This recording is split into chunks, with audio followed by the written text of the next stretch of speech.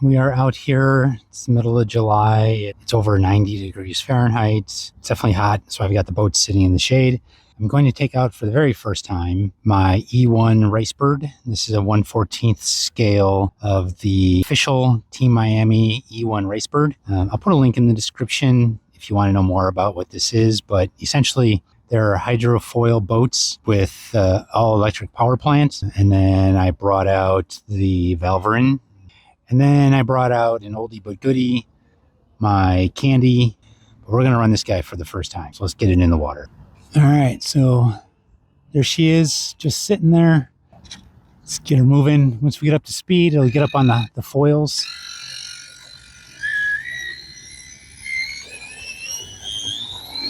There it is.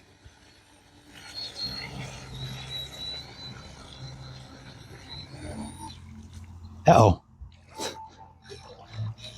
That's not good.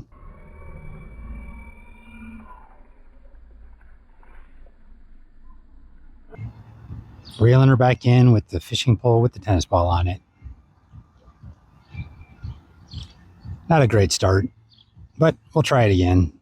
So I forgot to mention, it is a brushed motor. It's a 280 or 290 brushed motor. As you can see on the back, basically the fake motor is the rudder. The prop shaft stays in position. So let's try this again.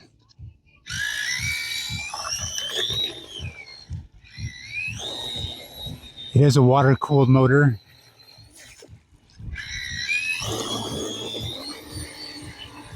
Definitely got to keep some speed up. And there it goes again. Sometimes you need to use your recovery boat.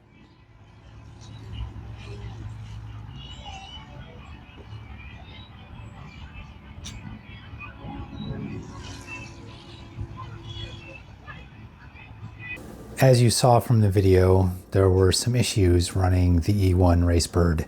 I think part of that had to do with the rudder.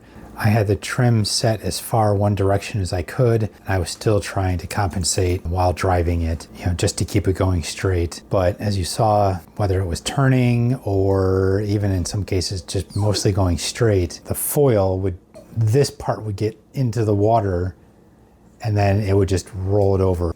Some work to be done there. I might need to make an adjustment to the servo to keep that trim to where it needs to be centered. The other thing is it does run bow down. So I think ideally it should be running a little bit bow up. The problem is there's no adjustment in either the prop shaft or in the foils at the back here. So the question is, can this be modified to put a little up angle to sink the back end and get the bow up? Or can this be adjusted somehow to kick the motor back and the foils back a little bit, again, to kick the bow up? Right now, there's no obvious easy way to do that, just based on how this whole assembly is put together. And you can see it's all kind of connected.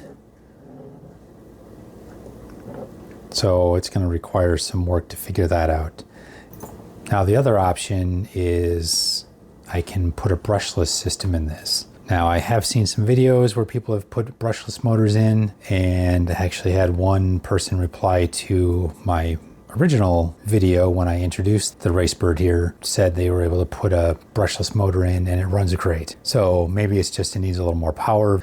It's going to take a little work, but I don't know, in the end I think it'll be worthwhile. But I am also going to investigate what I can do here. It needs a little work. I don't want this to just be a shelf queen. It is a cool looking boat and it is neat when it runs.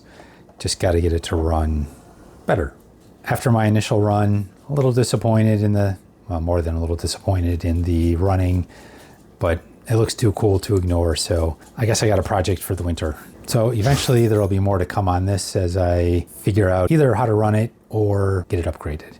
So subscribe to the channel and keep an eye out for future videos on this.